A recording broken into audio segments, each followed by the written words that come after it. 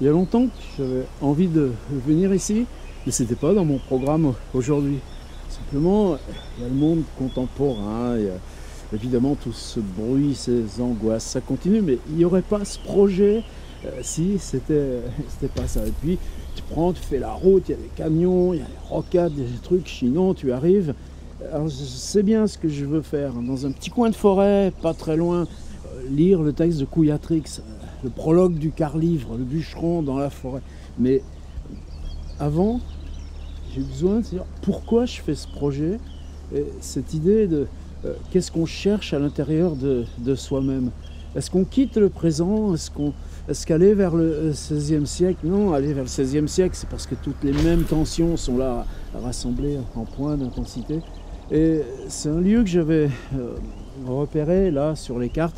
Vous savez que dans Gargantua joue un grand rôle cette toute petite rivière là, qui passe en bas de la Devinière. Ça s'appelle un petit ruisseau qui s'appelle le Quincampoix, qui rejoint une toute petite rivière un peu plus grande qui se jette dans la Vienne, juste là au bout du champ, et qui remonte prendre sa source vers Loudun, à une vingtaine de kilomètres. Ça s'appelle le Négron, et tout au long il y a des petits moulins. On va laisser passer la voiture. Vous inquiétez pas, monsieur, ça passe, ça passe. Merci beaucoup. Et c'est sur ce Négron qu'il y a cette grande bataille du gué de Vède en bas de la roche Clermont. Et c'est cette toute petite eau tranquille, claire, là dans ces arbres, dans des petits coins où là, tu t'aperçois que si, il y a quand même là, il y a quelqu'un qui arrive en marchant. Il y a des très jolies maisons, mais elles sont plutôt occupées par des Anglais. Tout va très bien de ce point de vue-là. Même dans mon coin, vers le Poitou, c'est pareil. Et on est dans un hameau qui s'appelle Pontille. Pontille, dans Gargantua, c'est pas par hasard. C'est là où, quand il naît, il y a toutes ces milliers de vaches qui vont servir à l'allaiter et le nourrir. Alors aujourd'hui, il n'y en a plus trop de vaches, mais bon, c'est pas grave. Pour moi, là, en découvrant ce petit coin, donc juste ce vieux pont, et puis le Négron en bas, on doit être sur le dernier pont avant qu'il se jette dans la Vienne. C'était vraiment revenir à quelque chose qui est natal dans le Gargantua, et qui puisse être une espèce de lieu d'ancrage pour entrer dans cette lecture qu'on veut sismique d'aujourd'hui. Ah mais je vous en prie, passez. Oh là là, on bloque pas les routes quand même. Vous allez loin? À Montsoreau. Waouh, je dirais bonjour à Philippe et Marie-Caroline. Bonne journée à vous. Et c'est cet endroit-là où, là, sur la route, on a l'idée de qu'est-ce que c'est ça là qui m'a ancré ce projet. En 10 axiomes. Le premier, pour moi, Rabelais, c'est une planche à lire. C'est quelque chose qu'on peut ouvrir, se balader, prendre et là, tenir à l'horizontale, prendre le souffle, et les mots qu'il y a ici, oh, c'est toi là. C'était juste une espèce de, j'allais dire, visuellement, il t'arrive là, mais je ne sais même pas si c'est encore visuel quand tu les lis, et tu prononces ce que tu lis tout en le renvoyant comme là, au travers même cet espace là, inverse de ce que tu lis renvoie. Et pour ça, il me fallait des pages à la fois qui permettent les bras, le souffle. Donc cette question de la taille. Axiome 1. Axiome 2. Les 4 livres et la Pantagruéline pronostication. L'œuvre de Rabelais, il y a beaucoup de textes, enfin, pas tant que ça, mais il y a des textes adventistes. Il y a aussi évidemment ce 5e livre publié d'après les papiers restants, 10 ans après sa mort, mais qui est un texte intermédiaire entre le Gargantua et le grand voyage de circumnavigation. Il ébauche ce voyage, et puis hop là, il prend l'embarquement, et l'embarquement, il y a une espèce de compte à rebours qui s'appelle le tiers-livre. À la fin du tiers-livre, on s'embarque, et après c'est le quart-livre, mais le quart-livre justement, oui, il y a une fin ouverte, parce que est-ce qu'on commande le destin du monde? Et aujourd'hui encore plus, non, le quart-livre, il s'arrête là, dans cet océan glacial, où même les paroles ont gelé, où dans la bouche, là, les animaux sont des lettres devenues par ordre alphabétique. Donc pour moi, cette fin du quart-livre, elle est aussi décisive que les deux fins, les deux livres de Don Quichotte. Le premier où on le ramène là, accroché au barreau d'une cage dans son village, et le deuxième où tout simplement on assiste à sa mort, parce que Cervantes ne veut pas qu'on refasse la suite des aventures. Donc c'était Axiome 2. Il y aurait Pantagruel une pronostication, Almanach pour l'an perpétuel, parce que là aussi, c'est question de destin du monde. Qu'est-ce qu'on peut faire contre ou malgré le destin du monde? Et puis, Pantagruel, Gargantua, tiers-livre, quart-livre. Ça, c'était Axiome 2.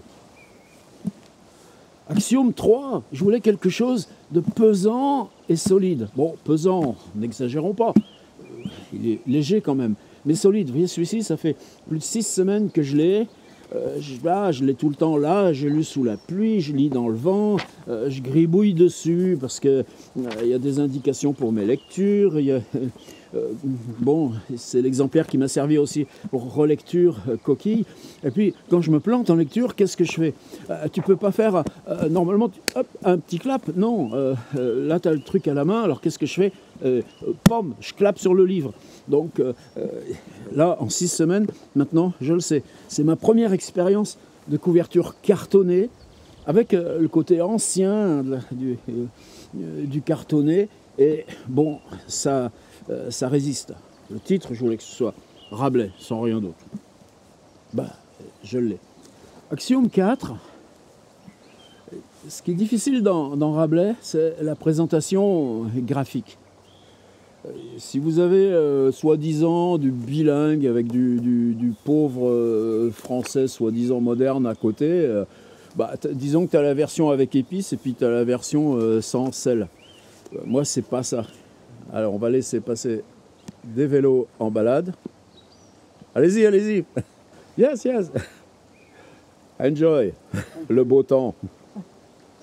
Dans les éditions de poche, vous avez des fois 4 lignes, et puis ensuite des notes. Et personne ne peut y échapper avec ces petits trucs-là qui vont miter le texte, faire des signes graphiques parasites. Moi, je voulais qu'on soit en lecture moderne, c'est-à-dire qu'on ait la possibilité de voir le paragraphe, voir les fins de ligne, sans toucher à la ponctuation, parce que la ponctuation de Rabelais, c'est une ponctuation pour être lue à voix haute, c'est une ponctuation de prononciation. On est dans une partition, et je ne voulais pas que cette partition soit troublée. Qu'est-ce qui fait que l'ancien français est difficile? C'est vous le présentez de façon difficile. Regardez les éditions actuelles, souvent de Rimbaud, avec les lignes numérotées, avec ses appels. Non, non, non. Pour moi, je voulais une lumière. C'est-à-dire, oui, c'est la langue du XVIe siècle, la langue originale, mais si rien n'est troublé, là, visuellement, on est comme devant la peinture, une langue peinte. Et là, on y est dans la langue française. C'est plus du tout gênant, le côté texte qui a 500 ans. Attention, 4 textes écrits sur 20 ans qui sont le moment même de la sédimentation de la langue française. C'est-à-dire qu'on puisse lire ces 4 étapes de sédimentation. C'était l'axiome 4. Axiome 5, sur quel texte s'établir? Et là, pour le dire rapidement, pour moi, c'est la question du surgissement. Pantagruel de 1532, comment il se révèle à Rabelais lui-même, avec ses erreurs de chapitre, par exemple, de numéros de chapitre, qui révèlent l'ordre même de la composition. Ensuite, 10 ans après, 1542, là, il y a une deuxième édition du Pantagruel et du Gargantua, avec privilège du roi. C'est pas tellement qu'il ait arrondi les angles pour les choses qui peuvent tomber sous le coup de la censure. C'est le fait que l'écriture est plus assise, il développe, il redécoupe. Et ce côté âpre là du surgissement, ça je voulais le garder. Donc j'ai pris le Pantagruel de 1532. Est-ce qu'il y a une légitimité à ça? Non, parce qu'on n'est même pas sûr, dans le bazar là, des toutes premières éditions, qu'il n'y ait pas des versions antérieures. D'autre part, dès 1533, puis 1535, Rabelais garde l'esprit de ce premier surgissement, mais fait des ajouts, et ces ajouts, pour moi, sont tellement importants que je les ai gardés. Donc j'ai mis entre crochets, c'est quelque chose entre 1532 avec les ajouts de 1533. Est-ce qu'il y a une légitimité à ça? Aucune, c'est un choix. Parce que quand je le lis, cette toute première ponctuation là, de 1532, avec ces slash, ces abréviations, ces logogriffes, là ça me contraint à être dans la partition. Donc je vous laisse 1532 avec les petits ajouts de 1533. Vous voyez, il n'y a aucune légitimité académique pour prendre ce mot-là. Et de même, pour le tiers-livre, c'est l'inverse. Le tiers-livre, ce n'est pas la première édition de 1546, une ébauche, c'est l'édition de 1552, faisant date, qui est définitive. De même, le texte de 1552 du quart-livre. Donc voilà, j'ai ma partition, je sais sur quoi elle s'assoit, mais je ne prétends à aucune légitimité scientifique. Axiome 6, par exemple, vous savez qu'au départ, c'est imprimé en gothique, c'est-à-dire qu'il y a une réflexion du livre qui est sur si c'est les textes savants, on les lit sur un lutrin dans les bibliothèques des abbayes. Ensuite, c'est les livres de foire, donc quelque chose de populaire, mais la langue, les caractères utilisés, c'est des caractères gothiques. C'est seulement l'édition juste, non autorisée par Rabelais, qui, elle, va l'imprimer dans une police non gothique. Mais même ça, aujourd'hui, ça nous est extrêmement difficile à lire. Et quand on regarde les éditions, tout début 17e, on en a 1609, 1610, les premières éditions dites complètes. Pour nous, ça reste extrêmement difficile. Donc, oui, la police de caractère, la typographie, est forcément un anachronisme. Quelle longueur de ligne? Est-ce que c'est un livre à mettre dans la poche? Non. Donc, bon, là, j'ai une police Adobe Caslon Pro. C'est une police d'aujourd'hui, pour moi, confortable. Et là encore, que cette lumière de la langue sorte sans qu'on soit gêné par... Donc là aussi, est-ce qu'il y a quelque chose qui tient à l'époque dans l'utilisation de la police? Axiome 7, ça. Alors soit vous vous servez du QR code en mettant devant l'appli photo de votre téléphone, on le met juste devant et le téléphone vous permet de télécharger ou de vous envoyer tous les textes et dossiers. Par exemple, tous les facsimilés de ces éditions 1532, 1533, 1542 pour le Pantagruel. Un avion qui passe. Mais le QR code, c'est aussi la première fois qu'on avait fait ces éditions chez POL, il y a plus de 30 ans. À un moment où toutes les éditions disponibles avaient saboté la ponctuation. C'était une vraie tâche de salubrité publique. Maintenant, on ne se pose plus la question. Ça n'existait pas dans les têtes à l'époque. Eh bien, j'avais fait des introductions. Ces introductions, j'ai continué de les retravailler, les polir, les compléter. Mais est-ce que je veux là qu'elles se mélangent à Rabelais? Non. Donc, c'est introduction à chacun des 4 livres. Elles sont là, sous forme numérique. Et vous les téléchargez. Axiome 8, le livre est une clôture. Hop là, parallélépipède. Combien? 4 et 4, 8. Et puis, 1, 2, 3, 4, 5, 6. 6 faces, 8 angles. Ça définit un objet en volume. Je sais qu'à n'importe quel point, on puisse là ouvrir Panurge et Triboulet. Hop là, et ouvrir... Là, ce que je fais, ces vidéos, ces parleries, là.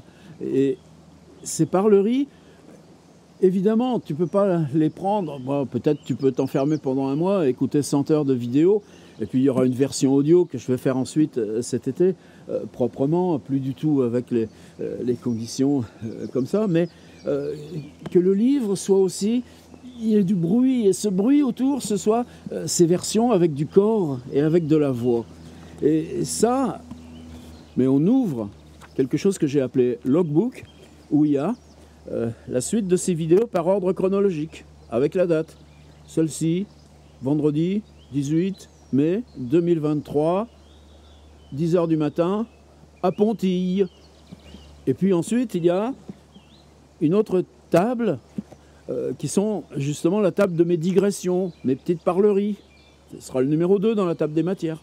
Ensuite, numéro 3, il y a la table des matières du livre. Et puis dans cette table des matières, on a à chaque fois le lien vers la vidéo ou différentes versions de ces vidéos. 4, on a ce que j'ai appelé action et déambulation.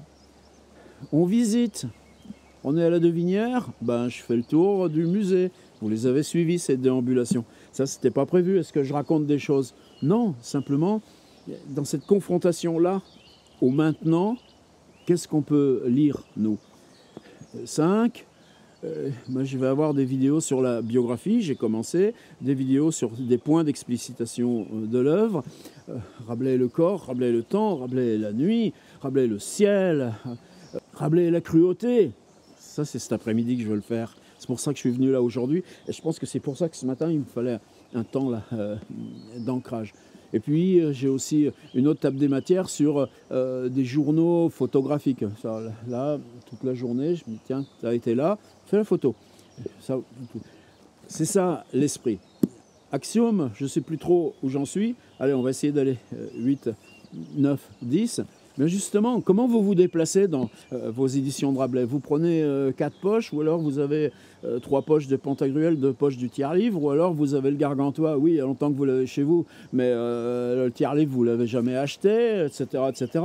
Non, c'est que la table des matières, pour être qu'elle soit visible, lisible, et qu'elle soit en tête du livre. Alors dans le monde anglo-saxon, les tables des matières sont toujours en tête d'ouvrage. Dans le monde de l'édition française, elles sont en fin d'ouvrage. Alors parfait, tu prends le livre, hop, tu vas à la fin, tu regardes la table des matières. Mais non, aujourd'hui, ça ne marche pas comme ça. Et en numérique, nouveau vélo, on laisse passer. Bonjour et bonne journée. Bonne journée à vous. Vous avez de la chance avec le temps. C'est-à-dire un livre de plus de 500 pages. Est-ce que vous le lisez comme Proust ou Balzac? Même Balzac, on le lit en sautant d'un roman à l'autre. Proust, c'est plus compliqué, il y a ce mouvement de spirale. Donc, se refaire 3 semaines de Proust, on commence, on se lance. La linéarité est importante, même si elle est formalisée chez lui au début de la prisonnière, de façon beaucoup plus discontinue. Et c'est un des points les plus passionnants de Proust. Proust, il a un grand défaut à son époque. On ne lisait pas Rabelais. On ne lisait plus, on a commencé juste après Proust, avec Abel Lefranc et les autres. Proust est venu un petit peu trop tôt. Chez lui, c'est juste le docteur Cottard qui parle du quart d'heure de Rabelais. Donc cette question de pouvoir manipuler un livre de 500 pages en disant, hop, quart livre, je cherche, l'île de Rouac, ah tiens, le texte sur François Villon, page 396, et hop, voilà. Axiome 9, pour ce projet, ouais, j'ai tenté des choses depuis 1 an. Après, ben non, tu n'as ni bourse, ni résidence, ni institution, etc. Et à un moment donné, moi, c'était le truc. J'ai 70 ans, pile là, dans 3 jours. Ça fait 50 ans que je lis Rabelais. Je veux mon monument. Mon Rabelais. Mais mon Rabelais, il est forcément dans cet esprit du numérique. C'est-à-dire le téléphone, l'iPad, tout ça là, que j'utilise ensemble. Si je veux retrouver, je ne vais pas chercher une occurrence là, dans le livre, je passe immédiatement à la version sur mon ordi ou sur l'iPad et je vais retrouver exactement le point. Donc ce côté indissolublement lié du numérique et de la version imprimée, ça pour moi c'est la base aujourd'hui. Alors, est-ce que la base, tu dis, bon, je l'imprime et puis je le mets en vente, c'est très bien, vous pouvez même le commander auprès de vos libraires, c'est en ce moment ce que je suis en train de faire là pour Tiers Livre Éditeur. Et puis, quand vous recevez le livre, eh bien, vous avez de toute façon l'accès à tous ces documents d'accompagnement. Non, je me suis dit, c'est sur mon site, et là, je dis, embarquez-vous. Et il y en a déjà plusieurs dizaines de personnes qui m'ont fait cette confiance. C'est-à-dire que tous les matins, ou en tout cas chaque fois que je mets une vidéo en ligne, ou là que j'ai fait une journée de balade, eh bien, il y a le journal de bord. Et le journal, toutes les archives, elles sont accessibles. Et probablement, à la fin, je rassemblerai dans une sorte de livre voyage. Mais ce sera aussi, évidemment aussi, les versions audio. Et en tout cas, chaque fois aussi, ce logbook, ce que j'appelle logbook, c'est ces possibilités de retrouver de façon thématique, chronologique, index selon les lieux, les déambulations. Un lieu est nommé, ben, il suffit d'aller voir le logbook et vous voyez s'il y a une balade ce jour-là. C'est pour ça que moi, il va me falloir des mois et des mois pour ce projet. Mais là, il prend déjà, wow, c'est-à-dire c'est trop grand pour être vu exhaustivement, c'est trop grand pour être vu linéairement. Et ça aussi, là, pour moi, c'était un principe de départ. Bonjour. Vous savez que c'est vraiment, vraiment important cette question-là. Est-ce qu'on peut lire le web exhaustivement? Non. Est-ce que chaque point du web obéit à la loi générale du web? Oui. Ben, je pense que mentalement, maintenant, on est parti dans cette... On a intériorisé ces fonctionnements. Et pour moi, c'est pas vendre un livre avec accès à un dossier autour. C'est le projet est super. Merci à celles et ceux là, qui font confiance et s'embarquent avec moi là pour le cours de ce projet.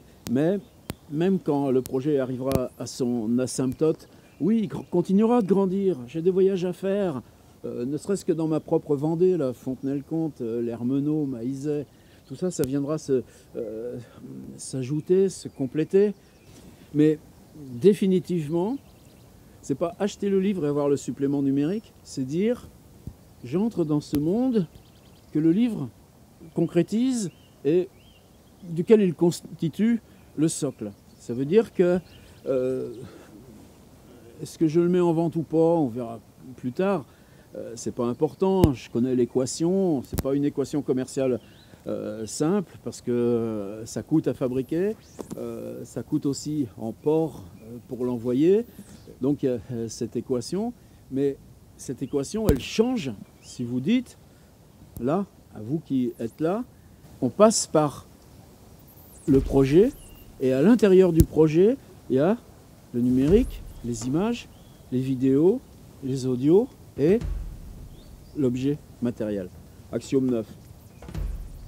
Il me reste un 10 pour finir. Ah, là, il y a une voiture et des vélos en face. Alors attention, qui laisse passer? Voilà, la voiture laisse passer les vélos. Il vous laisse passer, messieurs, dames. Merci et bonne balade. Bonne journée, merci. Profitez du beau temps. Merci. Et maintenant, je fais la circulation. Voiture. Quelqu'un qui vient de l'Indre. Avec le volant à gauche. How are you, sir? It's okay, you can go. Have a nice trip. Donc, axiome 10 c'est fin. C'est pas testamentaire, mais c'est des rendez-vous avec soi-même qui aident à se... Tu vois, tu mets les deux pieds par terre, tu te redresses, tu as les épaules comme ça, et tu te dis, qu'est-ce que ça peut faire? Voilà ce qu'on laisse. Et ça, eh ben, si on le dit, c'est que là, boum, dans la tripe, gaster, dans le ventre, c'est là où il nous aidera de l'être. Il y a une raison de le faire.